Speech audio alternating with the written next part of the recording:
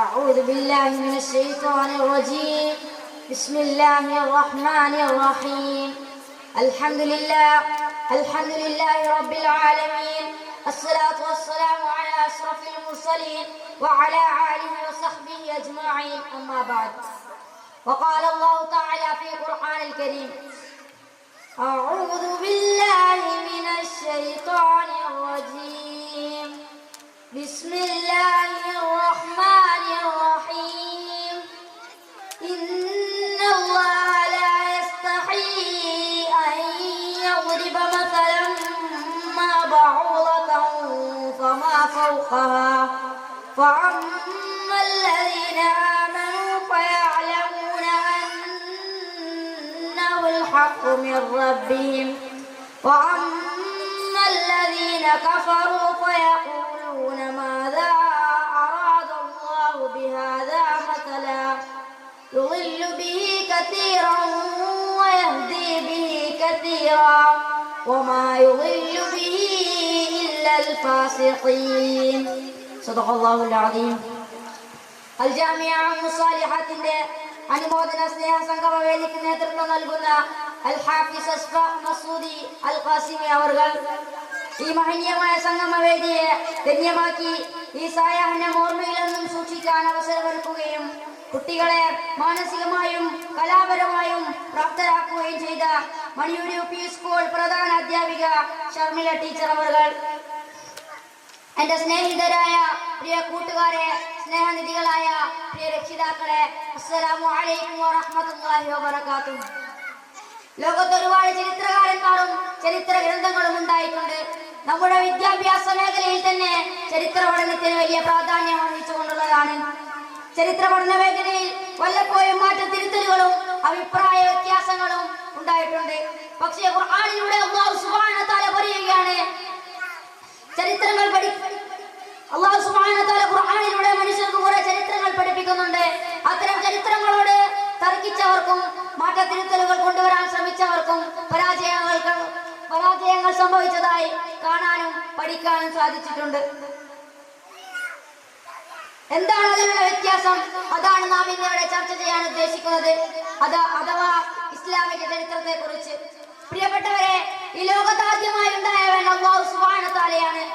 എന്നിട്ട് ഈ ഒരു വിശാലമായ ലോകത്തെ സൃഷ്ടിച്ചുകൊണ്ട് മനുഷ്യന്റെ യുക്തിക്കും ചിന്തക്കും ബോധ്യമാവുമാറ് അതിന്റെ സമയങ്ങളും ഘടനകളും എല്ലാം അല്ലാഹു സുബ്ഹാനഹു വ തആല വിശദീകരിക്കുന്നു. മനുഷ്യനെ എങ്ങനെ സൃഷ്ടിച്ചു, മനുഷ്യനെ എങ്ങനെ സംവിധാനിച്ചു എന്നും അല്ലാഹു സുബ്ഹാനഹു വ തആല നമ്മെ പഠിപ്പിക്കുകയാണ്. ലോകത്തെ ആദ്യ മനുഷ്യനെയും കുടുംബത്തെയും അല്ലാഹു സുബ്ഹാനഹു വ തആല നമ്മെ പഠിപ്പിക്കുന്നു.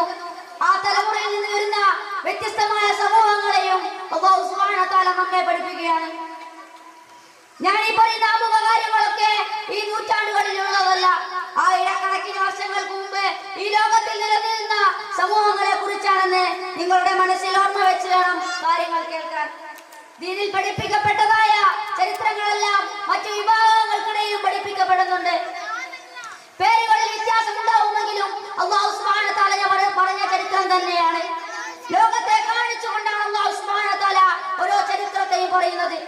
അഥവാ വിശുദ്ധ ഖുർആൻ പറഞ്ഞ ചരിത്രങ്ങളെല്ലാം അതിന്റെ അടയാളങ്ങളും അതിന്റെ അവശേഷിപ്പുകളോടുകൂടിയും നമുക്ക് കാണാൻ സാധിക്കുന്നതാണ്. പ്രവാചകൻ മൂസാ നബി അലൈഹിസ്സലാം അദ്ദേഹം ഒഴുകി വന്ന നദിയും അതിന്റെ തീരത്തുള്ള ഫിർഔനിന്റെ കൊട്ടാരവും ലോകം കണ്ട ഏറ്റവും ക്രൂരനായ ഭരണാധികാരികളിൽപ്പെട്ട ഫിർഔനിനെ അല്ലാഹു സുബ്ഹാനഹു വ തആല കടുത്ത രീതിയിൽ ശിക്ഷിച്ചുകൊണ്ടാണ് ആ ചരിത്രത്തെ നമുക്ക് അടയാളമാക്കുന്നത്.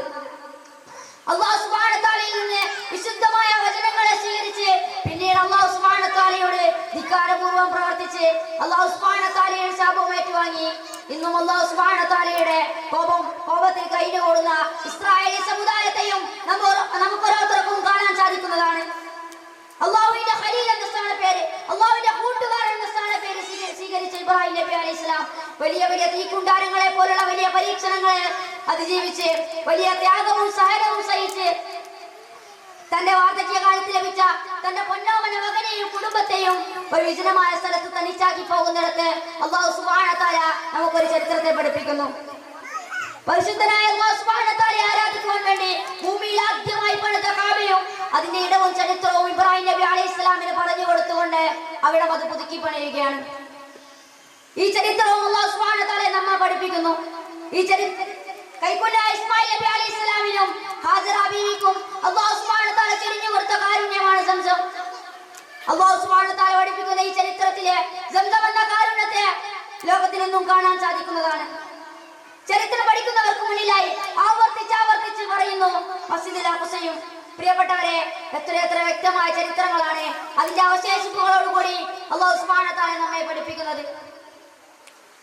ഹിറാബുയും ബദറും ഉഹുദും മക്കയും മദീനയും എല്ലാം കണ്ടിട്ടും കേട്ടിട്ടും പ്രിയപ്പെട്ടവരെ, അല്ലാഹു സുബ്ഹാനഹു വ തആലയെ നമുക്ക് വേണ്ട രീതിയിൽ മനസ്സിലാക്കാനും വിശ്വസിക്കുവാനും കഴിയുന്നുണ്ടോ എന്ന് നാം ഒന്ന് ആത്മപരിശോധന നടത്തണം.